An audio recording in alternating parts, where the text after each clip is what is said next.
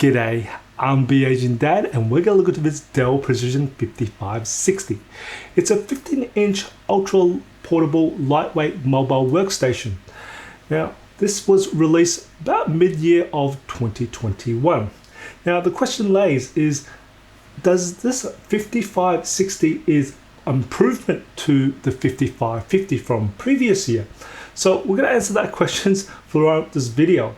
Now we're going to look at the temperatures and fan noise of this computer, as well as the speakers and the features of this computer here. I will be putting timestamps along this video so you can actually skip to different sections that you may be interested to save you time. Now, what has really changed of the 5560 compared to the 5550?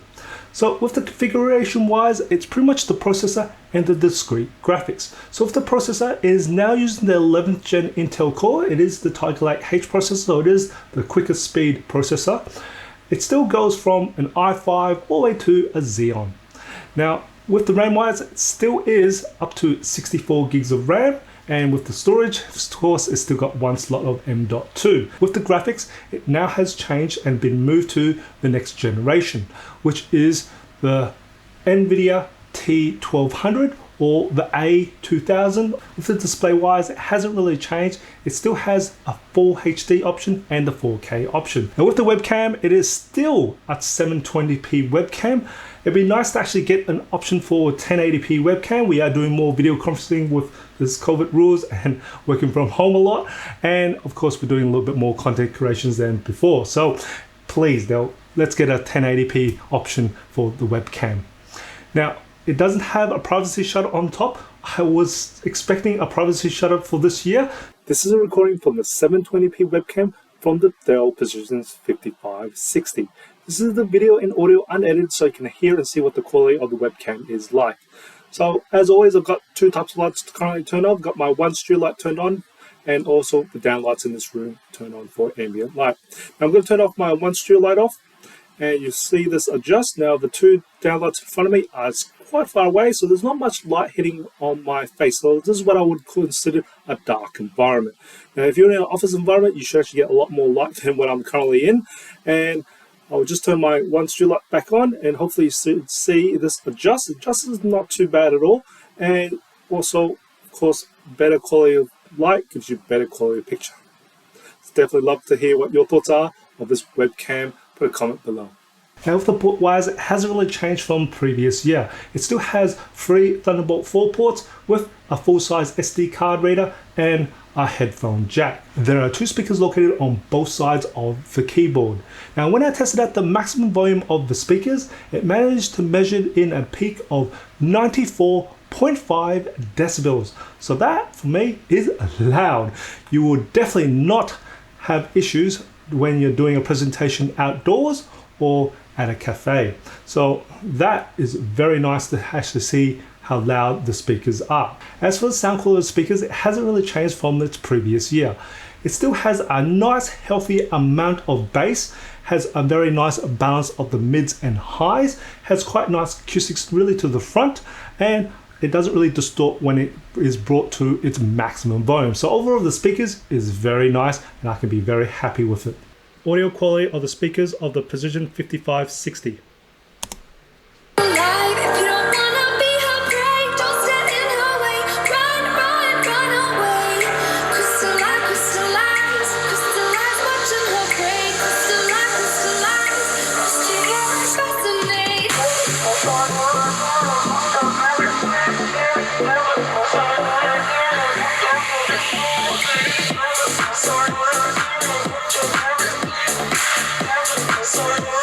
The Dell Precision 5560 does come with a 130 watt power adapter. Now this one is configured with the i7 with the T1200 discrete graphics, and I'll put it in my battery life test in my 5 different modes. So in best performance mode, it managed to get an hour and 15 minutes. In better performance mode, it managed to get an hour and 20 minutes. And in better battery life mode, it managed to get 2 hours and 20 minutes. And in battery saving mode, it managed to get 4 hours and 15 minutes. And in media mode, it managed to get 5 hours and 15 minutes. Now it's not got the amazing amount of battery life, but It is a mobile workstation, and I must give you a disclaimer that all my battery life tests, I do put a consistent workload across all the system resources. So you should actually get better battery life mode because most applications won't hit all the system resources so hard and so consistently. So I'm just giving you the worst case scenario. The weight of a Dell Precision 5560 is 1.91 kilos. Add in the 130 watt power adapter, becomes a total combined weight of 2.39 kilos that you might be carrying around with you. As for the temperatures and fan noise of the Precision 5560, it really hasn't changed from the 5550. When you put this computer on load, it still is around about where the center of the keyboard, and that's again unsurprising because that's where the processor lays as well as the discrete graphics. So when I took my measurements, I just want to give you a base measurement. So your average human hand is anywhere between 33 to about 35 degrees Celsius. So just bear that in mind so you have an idea of how hot this computer can get. So when I took my base measurements, my ambient temperature was 21 degrees Celsius. And as for my room ambient noise was measured in at 37 decibels. So I took my base measurement when the computer was on idle, and the hottest area of the keyboard measured in at 39 degrees Celsius. As for the fan noise, it stayed at 37 decibels, so it was practically quiet. Then put the computer on 20% load, so that's pretty much average use. So that's tasks like office productivity work, streaming videos, surfing the web, and the hottest area on the keyboard measured in at 43 degrees Celsius. And as for the fan noise, it spun up to 39 decibels. And as for the internal core temperatures, it was averaging around about 68 degrees Celsius. Then I put the computer on 50% load, and the hottest area on the keyboard measured in at 46 degrees Celsius. And as for the fan noise, it spun up a little bit more, and it was at 41 decibels. And as for the internal core temperatures, it hit 85 degrees Celsius. Then I put the computer on 100% load, and the hottest area on the keyboard measured in at 49.5 degrees Celsius. And as for the fan noise, it spun all the way up to a maximum of 46 decibels. And as for the internal core temperatures, it was averaging around about 78 degrees Celsius. I also measured the bottom back cover of the Precision 5560 when it was at 100% load, and the hottest area measured in at 44 degrees Celsius, and of course the fan noise was still at 46 decibels. So definitely do not put this on your lap. This does heat quite a bit. I really don't advise a lot of laptops to be put on your lap while you're working on load. Let's have a look at stability performance of the processor in the 5560. Now this particular unit is configured with an i7-11850H processor, and looking on the Intel website, has a base clock speed of 2.5 gigahertz at 45 watt TDP, and it can go all the way down to 2.1 gigahertz at 35 watt TDP if it's trying to cool itself down or it's trying to save power. But ideally, we want to try and see it around about the 2.5 gigahertz. Now this computer's been running on 100% load for 4.5 hours. So that's a processor, RAM, and hard drive, and also the discrete graphics, which is the NVIDIA T1200 in this one, for 4.5 hours. And I have this computer connect to mains power, set to best performance, and in thermal management, it's set to ultra performance mode too. So this is giving it its best. And I can see that the actual processor speed is anywhere between 2.2 to about 2.5 gigahertz. So I would say an average of around about 2.3 gigahertz is what it's looking at, stable at, and it's pretty much staying like that. Now, the actual internal core temperatures, you're looking at about 75 to about 77 degrees Celsius. Now, I've also tested out in the XPS 15, the 9510. Now, that one has an i7-11800 processor, and I'm finding that processor is stable at anywhere between 2.3 to about 2.7 gigahertz. So you're looking around about 2.5 gigahertz on average. Let's have a look at the behavior of the processor as we put the computer on 100% load. So I've got the computer connected to mains power, and it's set to best performance scheme, and I've got the ultra performance in thermal management set as well. So I'm going to put the computer on 100% load for both the processor, RAM, hard drive, and also the discrete graphics, which is the NVIDIA T1200. And we'll just see how this runs off, and I'll start the clock watch as well. So we can see straight away we're going up to about 4.3 gigahertz. So just barely touching that maximum turbo boost. And we're just straight away going down to about 3.8 gigahertz, and it's just going back to about 4 gigahertz now at 15 seconds. And we can see it's just dropping down to about 3.7 to about 4 gigahertz, and it's fluctuating between that. At the moment now we're trying to see it go down to about 3.3 gigahertz, and it's just trying to keep up itself to about 3.5 gigahertz at 30-second mark. And of course, looking at the thermals, around about 20-second marks, we hit about 91 degrees Celsius for the internal core temperature. And we can see once it hits around about 30 seconds, it's hit about 34 degrees Celsius. And of course, it's trying to take a break, trying to cool itself down at about the 40-second mark. And we're now down to about 3.3 gigahertz at around about 1 minute mark here.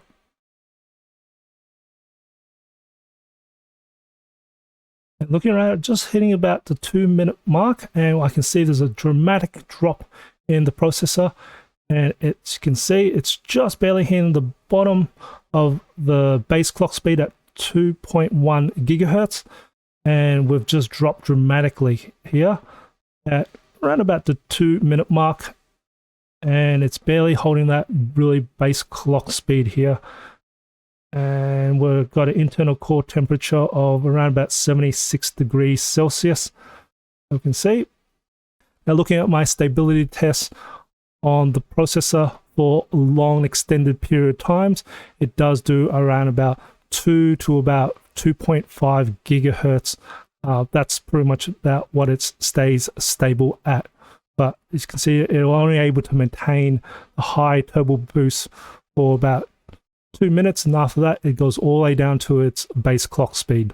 Comparing the temperatures and fan noise as well as the behavior of the processor from the Dell Precision 5550 from last year, we can really see that the temperatures and fan noise really hasn't changed too much. They're nearly the same. It's a little bit louder on the Precision 5560 this year, but what's more important is at least the processor is able to get to base clock speed in the Precision 5560, whereas previous year it was barely even making half of that. So it's good to see that at least they've fixed the actual processor base clock speed. It's still not great, but at least it's able to hit base clock speed. Last year, it was barely even making 1 gigahertz after a period of time.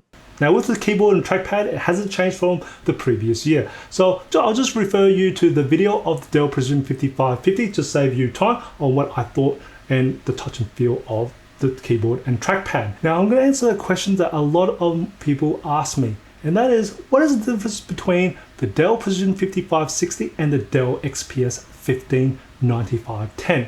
So I've actually got them both here. So this is the Dell XPS 159510, and on this side is the Dell Precision 5560.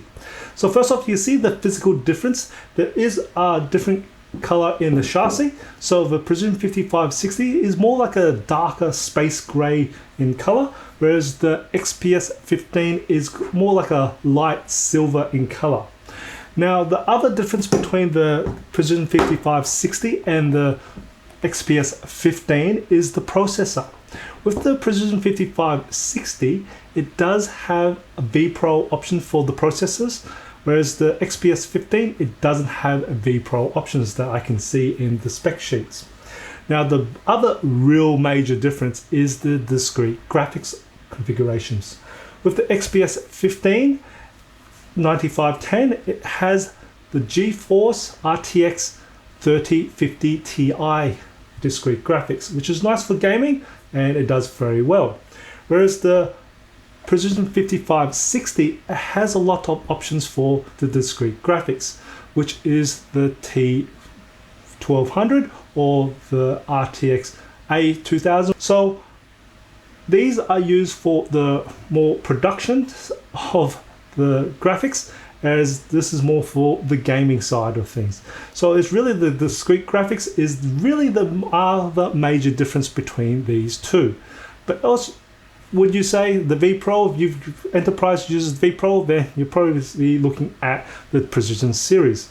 Whereas if you're not really using the V Pro series and you don't need the production sort of error correction for the VRAM, then go with the XPS at 15. But else, they're pretty much the same. The touch and feels are the same, but interesting enough, the actual speakers that after testing it is a little bit louder on the Precision 5560 compared to the Dell Precision XPS 15. So here's the results of the benchmarks performed on this particular Precision 5560, which has an i7 11850H processor with 32 gigs of RAM and the NVIDIA E1200 as the discrete graphics.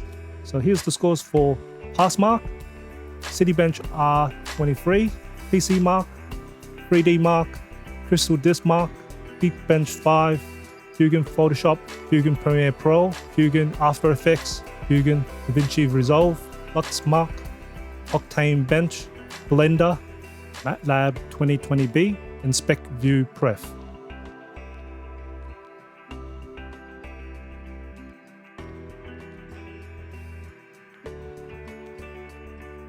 Eugene Engine, Assassin's Creed Valhalla, Far Cry New Dawn, Immortal Phoenix Rising.